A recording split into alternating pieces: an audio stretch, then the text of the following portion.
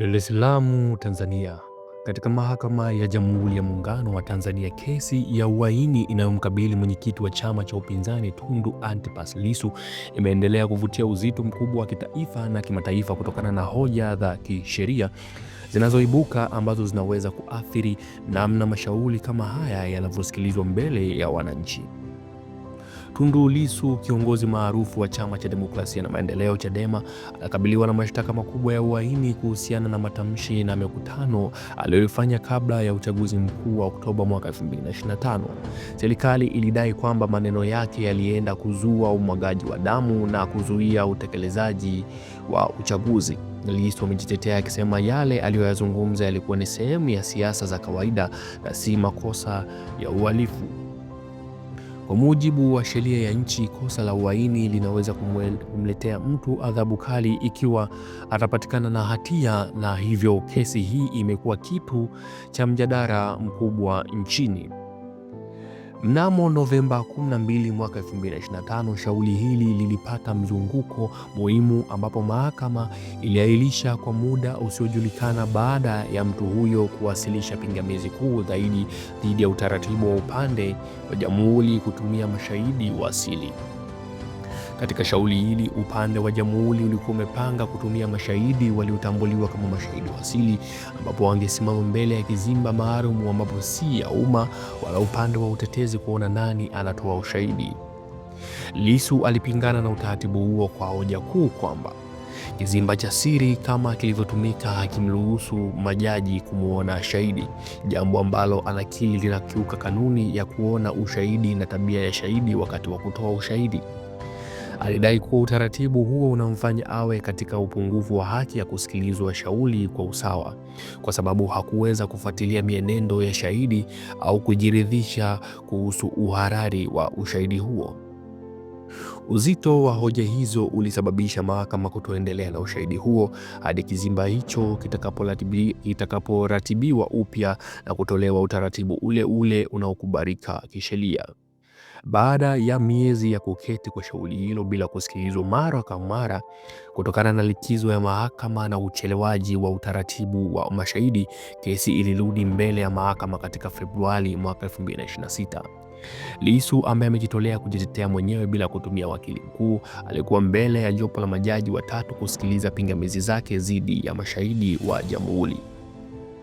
Katika kikao cha Februari 11 mwaka 2026, mahakama ilikubaliana na hoja moja muhimu ya Lissu juu ya utaratibu wa kizimba cha siri kwa kusema kwamba muundo ulionekana haukufuata kanuni ya 3 ya sheria ya ulinzi wa mashahidi, kwa sababu haukumruhusu hata kesi kuona wageni waliokuwa wanaeleza ushahidi.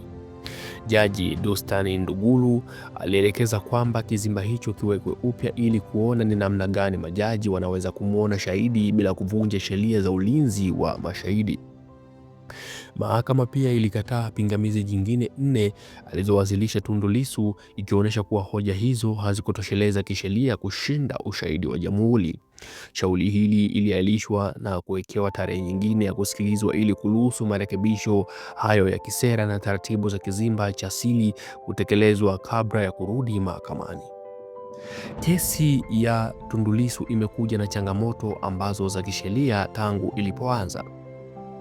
Changamoto ya kwanza ni uwasilishaji wa ushahidi wa video. Mnamo Oktoba mwaka 2025, mahakama ilikataa ushahidi wa video uliotolewa na upande wa jamhuri kwa sababu shahidi aliyetoa video hiyo hakuwa na mamlaka ya kulifanya hivyo.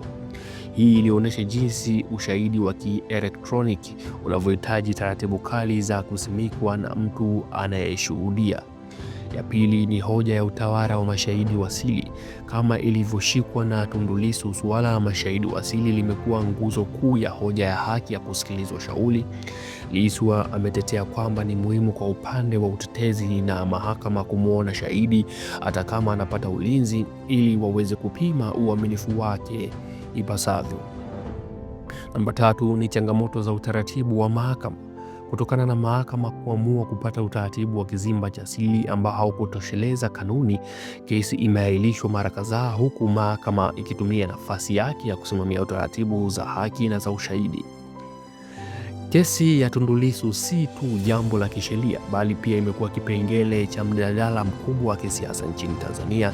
Mashtaka haya yanajiri dhidi ya msimamo wake wa kutaka mabadiliko ya katiba na mfumo wa uchaguzi, na wengi wanaiona kama mfano wa mtazamo wa nchi kuhusu haki za upinzani na uhuru wa kisiasa. Aidha, Lissu amekuwa akitoa hoja kwamba mahakama inapaswa kuhakikisha ushahidi wote unawasilishwa kwa njia ya haki na uwazi, bila kuchukua bei kubwa ya usalama wa mashahidi au haki ya mshtakiwa kupata taarifa kamili.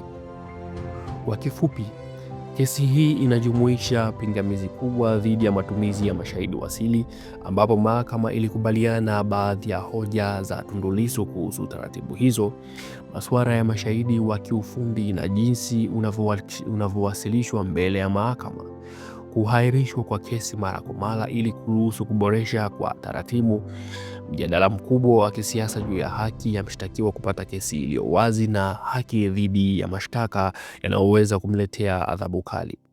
Kama ilivyo Februari mwaka 2026, kesi bado haijamalizika. Mahakama inatarajiwa kurudi tena kusikiliza ushahidi uliobaki mara tu utaratibu wa kizimba cha siri utakaporekebishwa, huku pande zote mbili zikiendelea kujitetea mashtaka yao mbele ya jopo la majaji.